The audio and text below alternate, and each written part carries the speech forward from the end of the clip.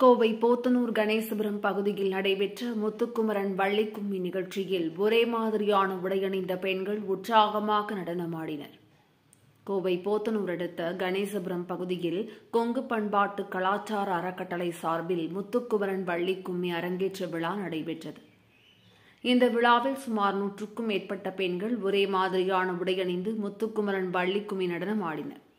இதற்காக 2 மாதங்கள் கணேசபுரம் சுற்றுவட்டார பகுதியைச் சேர்ந்த பெண்களுக்கு வள்ளிக்கும்மி நடன பயிற்சி வழங்கப்பட்டது.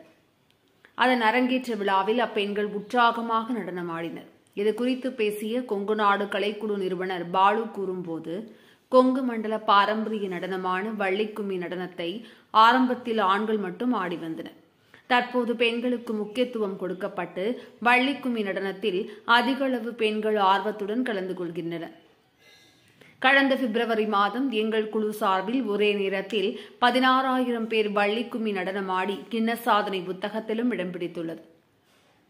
மேலும் தமிழகத்தின் பல்வேறு மாவட்டங்களில் கொங்கு பண்பாட்டு கலாச்சார அறக்கட்டளை சார்பில் வள்ளிக்கும்மி அரங்கேறி வருகிறது.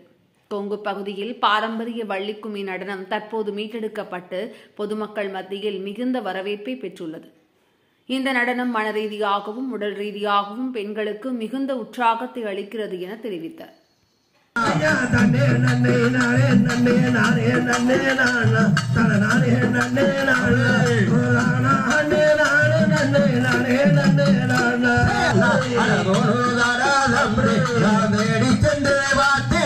நம்பி மறை இப்போ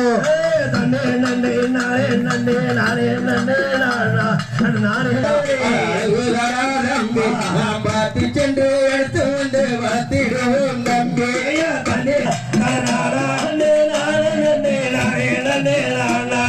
தேவதையோ பூவதையோ தெரியலடா தெரியலடா தம்பி நாம் தேடி சென்று வாத்திடுவோம் தம்பி மறை இப்போ